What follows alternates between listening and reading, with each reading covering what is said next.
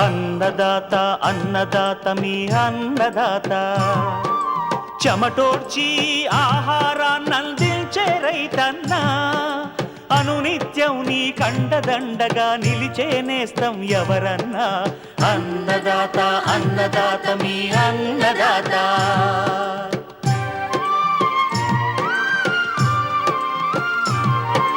నూతన రీతుల సాగుబడికి, నూరింతలు పెరిగే దిగుబడికి సూచనలిచ్చే సస్య రక్షణకు, పశు పోషణకి శాస్త్ర విజ్ఞానం అందించి ముందుకు నడిపే తెలుగు రైతు భారతదేశానికి మకుటం అయ్యేలా తీర్చిదిద్దే ఆశయంతో మిమ్ము మేలు కొలిపేది అన్నదాత. అన్నదాత అన్నదాత మీ అన్నదాత. అన్నదాత అన్నదాత మీ అన్నదాత. అన్నదాత ప్రేక్షకులకు నమస్కారం. ఈనాటి ముఖ్యాంశాలు: వేసవి కొర్రలో తుప్పు తెగులు నివారణ, పంటలకు అడవి జంతువుల నుంచి రక్షణ కల్పించే సోలార్ ఫెన్సింగ్ ఆర్తనాద విధానాలు, ఇంకా జై కిసాన్ వ్యవసాయ సమాచారం.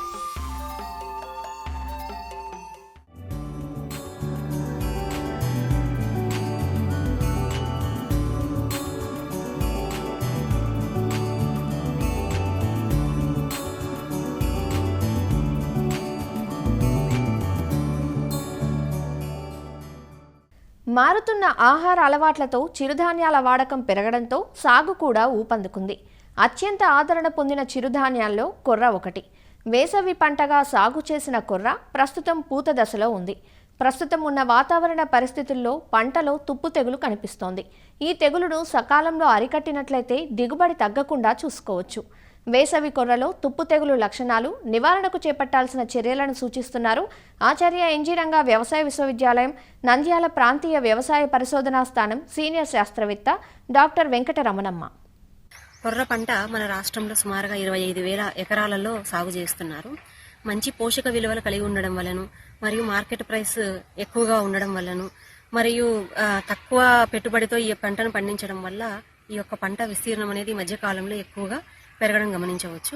ఈ పంటను కూడా కొన్ని రకాలైన తెగుళ్లు ఆశించి నష్టపరుస్తాయి. అందులో ఒక ముఖ్యమైన తెగులు రస్ట్ డిసీజ్. దీనినే తుప్పు తెగులు లేదా కుంకుమ తెగులు అని కూడా అంటారు. ఈ తెగులు ముఖ్యంగా ఖరీఫ్ పంట కన్నా కూడా రబీ సీజన్ లో వేసిన పంట మీద ఎక్కువగా ఆశించి నష్టపరుస్తుంది.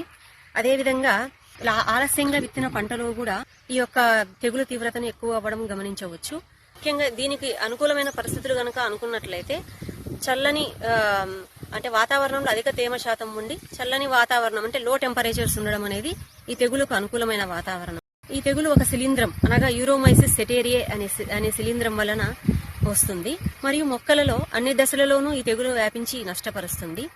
ఈ తెగులు ముఖ్యంగా మొక్కలలో అడుగు భాగాన ఉన్న ఆకులలో మొదటగా ఆకుల కింది భాగంలో ఎర్రటి పొక్కుల వలె తయారవుతుంది. ఈ ఎర్రటి పొక్కులనే మనం యురిడోసోరై అంటాము. ఈ యురిడోసోరైలోనే యురిడోస్పోర్స్ అనగా శిలీంధ్రం యొక్క బీజాంశాలు తయారయ్యి గాలి ద్వారా ఒక మొక్క నుంచి ఇంకొక మొక్కకు వేగంగా వ్యాప్తి చెంది ఆ మొక్కలలో కూడా తెగులుని ఎక్కువగా కలగజేస్తాయి. అంతేకాకుండా అతి త్వరలోనే ఆకుల మీద రెండు వైపులా కూడా స్ప్రెడ్ అయిపోయేసేసి ఆకులంతా వ్యాపింపజేసి ఆకులు ఎండిపోవడం అనేది గమనించవచ్చు. ఈ తెగులు తీవ్రత ఆకుల మీదనే కాకుండా ఆకు తొడుగులు అంటే లీఫ్ షీత్ అంటారు, వాటి మీద, కలము మీద మరియు కాండం మీద కూడా ఈ తెగులుని గమనించవచ్చు. ఈ తెగులు వలన తీవ్రమైన నష్టమైతే కలుగుతుంది. పంట లేనప్పుడు ఈ శిలీంధ్రం యొక్క బీజాంశాలు అనేటివి గడ్డి మొక్కలు, చుట్టుపక్కల ఉన్నటువంటి గడ్డి మొక్కల మీద ఉంటాయి. మరియు పంట వేసినప్పుడు వెంటనే ఆ గడ్డి మొక్కల నుంచి ఈ పంట మీదకి ఆశించి తెగులుని మరియు కలగజేస్తూ ఉంటాయి. ఈ తెగులు కనుక నివారణ మనం గమనించినట్లయితే చుట్టుప్రక్కల ఉన్నటువంటి గడ్డి జాతి మొక్కలన్నింటినీ పీకి వేసి నాశనం చేయాలి. దాని ద్వారా ఈ యొక్క శిలీంధ్రం యొక్క బీజాంశాలు అన్నింటిని కూడా నాశనం అవుతాయి. రెండోది వచ్చేసి ముఖ్యమైన మందులు అంటే శిలీంద్ర నాశక మందులు అయినటువంటి ప్రోపికొనజోల్ 1 ml 1 లీటర్ నీటికి, లేదా హెక్సాకొనజోల్ అది 2 ml 1 లీటర్ నీటికి, లేదా డైఫెంకనోజోల్ అది 1 ml 1 లీటర్ నీటికి కలిపి మనం 15 రోజులకు ఒకసారి తెగులు కనిపించినప్పుడు ఒకసారి మరియు 15 రోజుల తర్వాత ఇంకొకసారి స్ప్రే చేసుకున్నట్లయితే కనుక ఈ తెగులుని చాలా సమర్థవంతంగా అరికట్టుకోవడమే కాకుండా అధిక దిగుబడులు మనం పొందవచ్చు.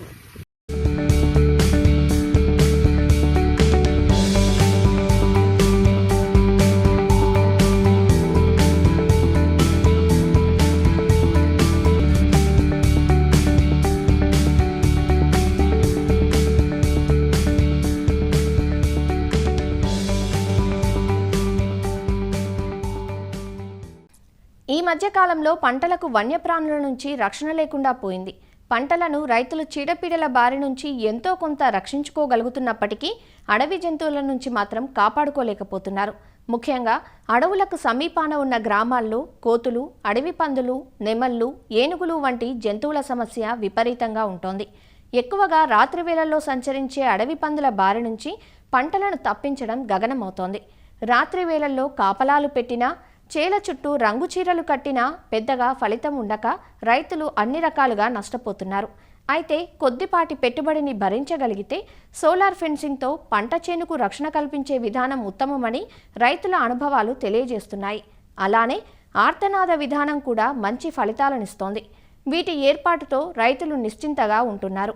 సోలార్ ఫెన్సింగ్, ఆర్తనాద విధానాలతో పంటలకు అడవి జంతువుల నుంచి ఎలా రక్షణ కల్పించవచ్చో, ఏర్పాటుకు ఎంత ఖర్చవుతుందో ప్రొఫెసర్ జయశంకర్ తెలంగాణ రాష్ట్ర వ్యవసాయ విశ్వవిద్యాలయం రాజేంద్రనగర్లోని అఖిల భారత సకశేరుక చీడపీడల యాజమాన్య ప్రధాన శాస్త్రవేత్త డాక్టర్ వి సునీత నుంచి తెలుసుకుందాం. మన తెలంగాణ రాష్ట్రంలో అడవి పందుల వలన మనకు పంట నష్టం ఎక్కువగా జరుగుతూ ఉంటుంది. వీటికి అడవుల్లో ఆహార కొరత, అదేవిధంగా ఆవాసాలు తగ్గిపోవడం వల్ల దగ్గరగా ఉన్న పంట పొలాలపై పడి ఇవి మనకు నష్టాన్ని కలగజేస్తూ ఉన్నాయి. ఈ అడవి పందులు మనకు 2 దశల్లో నష్టాన్ని కలగజేస్తాయి. విత్తనం పెట్టగానే మనము నీళ్ళ తడి ఇచ్చినప్పుడు ఆ వాసనకి గ్రహించి అవి విత్తనాన్ని డ్యామేజ్ చేయడము, అదేవిధంగా గింజ పాలు పోసుకునే దశలో కూడా మనకు పంటలపైన ఎక్కువగా నష్టాన్ని కలగజేస్తూ ఉంటాయి. అదేవిధంగా ఈ మధ్యకాలంలో మనకు పొలంలో తుంగగడ్డి ఎక్కువగా ఉన్నచో ఆ తుంగగడ్డి యొక్క గడ్డల కోసం అవి వచ్చి మన పంటని నష్టం చేయడానికి వస్తూ ఉంటాయి. అయితే ఈ విధంగా నష్టం చేసినప్పుడు రైతులు ఒక్కొక్కసారి వాళ్ళు తిరిగి విత్తనాలు పెట్టుకోవాల్సిన అవసరం ఉంటుంది.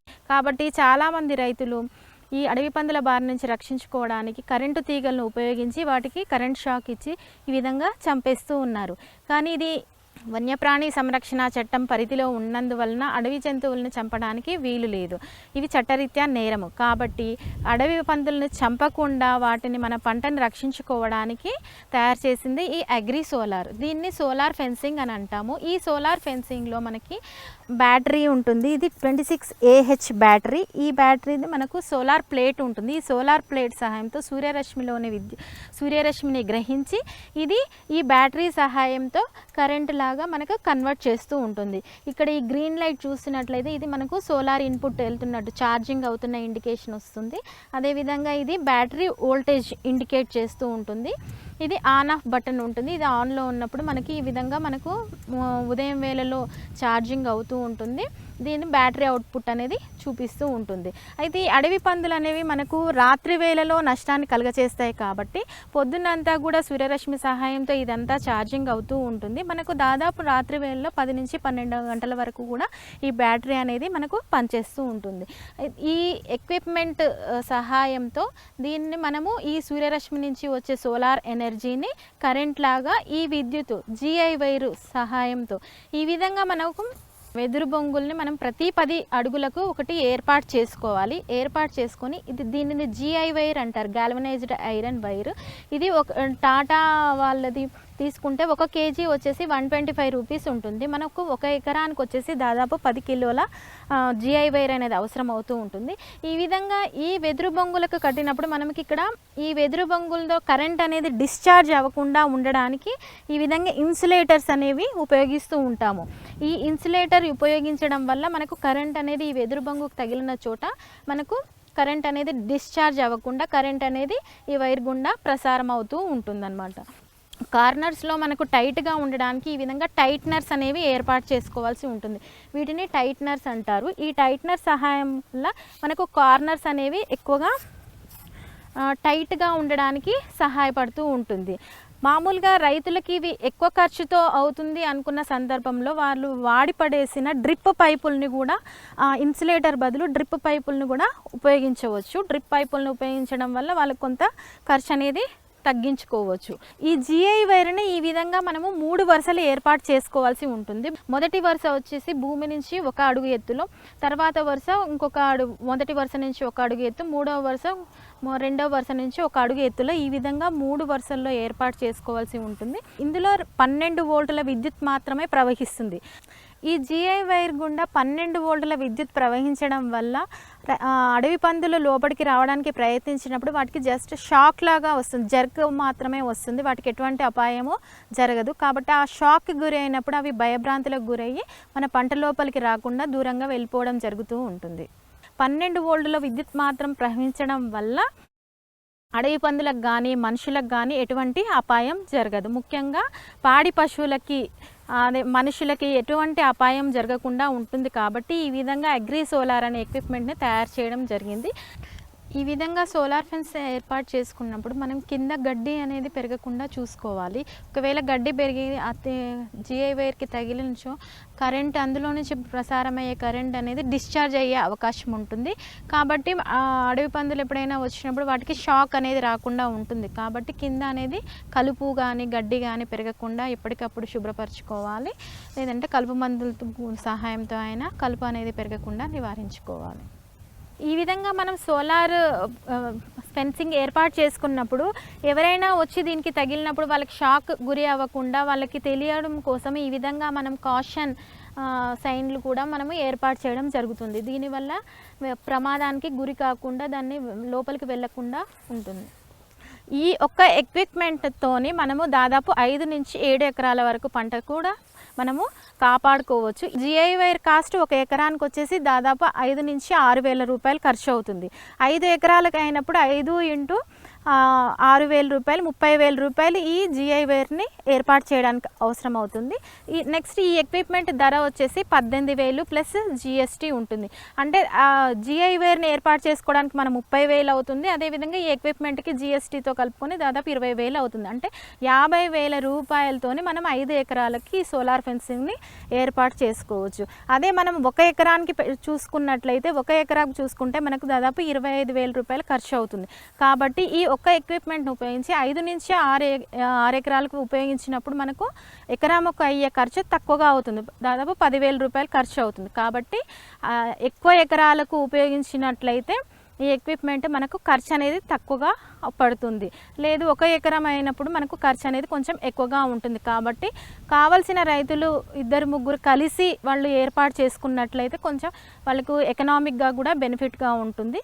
కాబట్టి రైతులందరూ కూడా దీన్ని ఉపయోగించుకొని వాళ్ళ పంటలను అడవి పందుల బారి నుంచి రక్షించుకోవాల్సిందిగా కోరుచున్నాము. అదేవిధంగా మనకు జీవ ఆర్తనాద పద్ధతి ద్వారా కూడా మనం అడవి పందుల్ని మన పంటలకు రాకుండా రక్షించుకోవచ్చు. ఈ జీవార్తనాద పద్ధతి అనేది కూడా బ్యాటరీ సోలార్తో పనిచేస్తూ ఉంటుంది. దానికి కూడా ఒక సోలార్ పలక ఉంటుంది. ఈ సోలార్ పలక సహాయంతో అది పొద్దున్నంతా కూడా ఛార్జింగ్ అవుతూ ఉంటుంది. ఈ అడవి పందులు మనకు ఎక్కువగా రాత్రి వేళలో వచ్చి నష్టం కలుగజేస్తాయి. కాబట్టి ఆ ఎక్విప్మెంట్ని మనం రాత్రి వేళలో ఆన్ చేసుకున్నట్లయితే ఆ ఎక్విప్మెంట్లో ఏంటంటే రకరకాల శబ్దాలు ఉన్నాయి. దాదాపు 17 రకాల శబ్దాలు, అంటే అడవి పందులు బాధకి గురైనప్పుడు చేసిన శబ్దాలు, అదేవిధంగా అవి భయభ్రాంతులకు గురైనప్పుడు చేసిన శబ్దాలు, వాటిని సంహరించే జంతువులు వేటాడినప్పుడు అవి చేసిన శబ్దాలు, అదేవిధంగా ఏదైనా డేంజర్ ఉన్నప్పుడు అవి ఒకలాంటి సిగ్నల్ ఇవ్వడానికి కొన్ని రకాల శబ్దాలు చేస్తూ ఉంటాయి.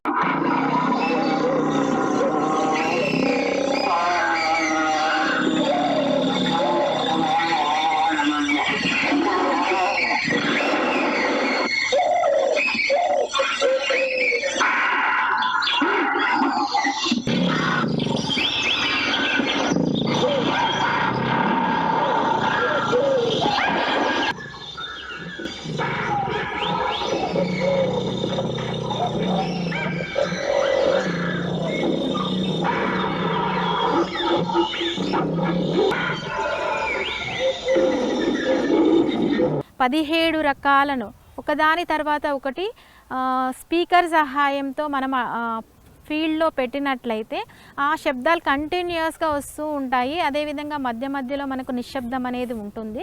ఈ నిశ్శబ్దం వల్ల మనకు అడవిలో ఉన్న ఎన్విరాన్మెంట్ అనేది క్రియేట్ అవుతూ ఉంటుంది. అయితే ఇందులో యూజ్ చేసేవన్నీ కూడా న్యాచురల్ కాల్స్, అడవిలో తీసుకున్న సౌండ్స్. కాబట్టి అవి అడవి పందులు అలవాటు పడే అవకాశం చాలా తక్కువగా ఉంటాయి. దీనిని చూసి చాలామంది రైతులు రకరకాల ఎక్విప్మెంట్ తయారు చేస్తున్నారు. కానీ అవన్నీ కూడా న్యాచురల్ శబ్దాలు కావు. కాబట్టి అడవి పందులు తొందరగా అలవాటు పడే అవకాశం ఉంటుంది. కానీ ఈ ఎక్విప్మెంట్లో మేము న్యాచురల్ కాల్స్ తీసుకోవడం వల్ల దాదాపు 17 రకాల శబ్దాలు IoT ద్వారా అనుసంధానం చేయడం ద్వారా ఈ కాల్ సీక్వెన్స్ అనేది కూడా మార్పు చెందుతూ ఉంటుంది. కాబట్టి దీంట్లో అలవాటు పడే అవకాశం చాలా తక్కువగా ఉంటుంది. కానీ ఈ ఎక్విప్మెంట్ ధర చూసుకున్నట్లయితే మనకు దాదాపు 26,000 రూపాయలు అవుతుంది విత్ సోలార్ ప్లేట్తో. ఒక ఎక్విప్మెంట్ తీసుకుంటే 10 ఎకరాల వరకు కూడా మనము పంటని రక్షించుకోవచ్చు. 26,000 రూపాయలు ఒక రైతు భరించాలి అంటే చాలా కష్టం అవుతుంది. కాబట్టి దగ్గరలో ఉన్న 2-3 రైతులు కలిసి ఈ విధంగా కొనుక్కొని పంటకు ఒక అడుగు ఎత్తులో, పంట హైట్ కంటే ఒక అడుగు ఎత్తులో ఏర్పాటు చేసుకోవడం వల్ల మనకు ఈ అడవి పందుల బారి నుంచి మనం పంటను రక్షించుకోవచ్చు. ఇవన్నీ అడవి జంతువులు వన్యప్రాణి సంరక్షణ చట్టంలో ఉండడం వల్ల వాటి యొక్క మనము సెన్స్ ఆర్గాన్స్ పైన ఎక్కువగా కాన్సన్ట్రేట్ చేసి, అంటే వాటికి శబ్దాలు చేయడం ద్వారా, అదేవిధంగా సెన్స్ మనకు షాక్ ఇవ్వడం ద్వారా ఇలాంటి కొన్ని పద్ధతులు ఉపయోగించి, ఎకో ఫ్రెండ్లీ పద్ధతులను ఉపయోగించి అడవి పందుల్ని మన పంటల నుంచి పారద్రోలాలని కోరుతున్నాం.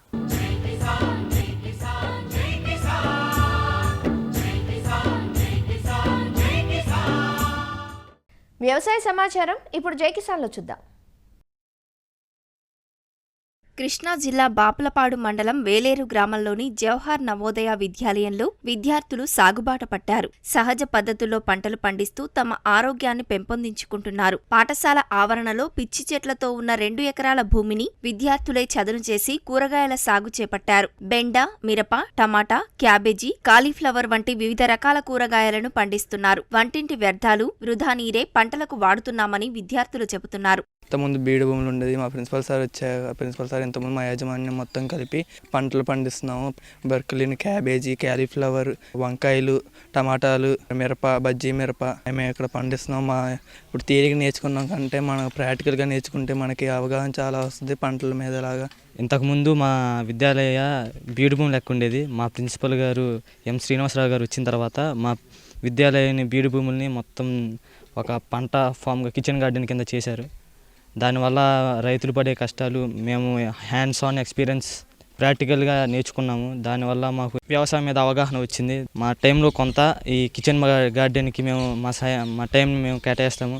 తమ పాఠశాలలో ఉన్న బీడు భూమిని అధ్యాపకుల సహకారంతో సాగు భూమిగా మార్చామని విద్యార్థులు తెలిపారు. తరగతి గదిలో వినడం కన్నా పొలంలో దిగి వ్యవసాయం చేస్తేనే సాగు పాఠాలను బాగా నేర్చుకోగలుగుతున్నామంటూ చెబుతున్నారు. ఈ సంవత్సరం మా ప్రిన్సిపల్ సార్ వచ్చిన తర్వాత 2 ఎకరాలు ఉన్న బీడు భూమిని సాగు భూమిగా మార్చి అదే భూమిలో పచ్చిమిరపకాయ, వంకాయ, టమాటా, క్యాబేజీ, కాలీఫ్లవర్ ఇంకా చాలా రకాల పంటలు పండిస్తున్నారు. అసలు వ్యవసాయం అంటే ఏంటో కూడా తెలియని స్థితిలో నుంచి వ్యవసాయం అంటే ఇది అనే స్థితికి వచ్చాము. అలాగే కిచెన్లో ఉన్న వేస్ట్ మెటీరియల్ని ఎరువులుగా వాడతాము. చాలా ఆనందంగా ఉంది ఇలా దీంట్లో పనిచేస్తూ పంటలు పండించి అదే ఫుడ్ మళ్ళీ మేము తింటూ. వేస్ట్ భూమిని మేము మొక్కలకి యూజ్ చేస్తున్నాము. మేము ఇక్కడ వంకాయ, టమాటో, పచ్చిమిర్చి, క్యాలీఫ్లవర్, క్యాబేజీ ఇలా ఎన్నో రకాల వెజిటేబుల్స్ని పండిస్తున్నాము. ఇలా చేయడానికి మాకు చాలా సంతోషంగా ఉంది. ఇలా చేయడం వల్ల మాకు రైతుల యొక్క కష్టాలు తెలుస్తున్నాయి, రైతుల యొక్క విలువ తెలుస్తుంది. మేము పండించిన పంటని మేము తింటుంటే ఇంకా చాలా సంతోషంగా ఉంది మాకు. ఒక్కో తరగతి నుంచి రోజుకో విద్యార్థి వ్యవసాయ పనుల్లో పాలు పంచుకునేలా అధ్యాపకులు ప్రణాళిక రూపొందించారు. దీనివల్ల ప్రతి విద్యార్థి వ్యవసాయం చేసే అవకాశం ఉంటుందన్నారు. సమయాన్ని బట్టి విద్యార్థులతో పాటు ఉపాధ్యాయులు సైతం సాగు పనుల్లో నిమగ్నమవుతున్నారు. విద్యాలయం మధ్యలో ఉన్నటువంటి ఈ ప్రాంతం అంతా ముళ్ళ చెట్లతో బాగా గుబురుగా ఉండేది. ఇలాంటి ఈ ప్రాంతాన్ని ఏమీ చేయకుండా వదిలేస్తే ఇక్కడ పాములు, విషసర్పాలు అవి తిరిగే అవకాశం ఉందనే ఉద్దేశంతో పిచ్చి చెట్లను తొలగించిన తర్వాత మళ్ళీ అవి రాకుండా ఉండాలంటే ఏదో ఒక పని చేయాలి. దానికోసం మేము వ్యవసాయము అనే పద్ధతిని మొదలుపెట్టాము. అది కిచెన్ గార్డెన్ అంటాము. ఈ కిచెన్ గార్డెన్ మొదలుపెట్టడానికి ఇంకొక ముఖ్యమైన కారణం ఏంటంటే మా నవోదయ విద్యాలయాల్లో చదువు పిల్లలకి ప్రాక్టికల్ ఓరియంటెడ్ చదువుని మేము అందిస్తూ ఉంటాం. ప్రకృతిలో కూడా ఒక ల్యాబ్ని మేము నేచర్ ల్యాబ్ అంటాం. ఇక్కడ ఒక ల్యాబ్ లాగా తయారు చేసి చెట్లను పెంచి ఈ చెట్ల యొక్క గ్రోత్ని పిల్లలకి అర్థమయ్యే విధంగా, వీటి మీద నిజంగా కష్టపడుతున్నటువంటి రైతులకి ఉన్నటువంటి కష్ట నష్టాలు వాళ్ళకి అర్థమయ్యే విధంగా ఈ వ్యవసాయ విధానాన్ని మీ నవోదయ విద్యాలయాల్లో చేపట్టడం జరిగింది. కిచెన్ గార్డెన్ టేకప్ చేయడంలో ఇంకొక ముఖ్య ఉద్దేశం ఏంటంటే మాకు 500 మంది విద్యార్థులు, స్టాఫ్ ఉంటారండి. వీరందరికీ అవసరమైనటువంటి మంచినీరు, అదేవిధంగా వెజిటబుల్స్ వండుతూ ఉండగా మాకు కొంత వేస్ట్ జనరేట్ అవుతుంది. అది వేస్ట్ వాటర్, అదేవిధంగా వెజిటబుల్ వేస్ట్.